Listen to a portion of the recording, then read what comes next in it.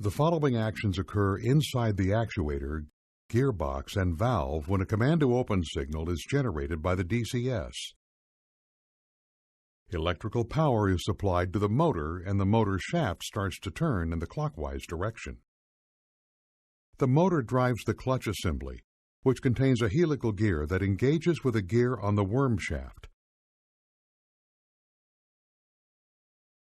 The motor clutch allows the use of the hand wheel by disengaging the motor and engaging the hand wheel equipment. Rotation of the worm shaft assembly turns the worm gear. Lugs on the worm gear engage with lugs on the outer diameter of the drive sleeve to drive the gearbox pinion. The gearbox pinion drives the gearbox bevel gear, which drives the thread bushing.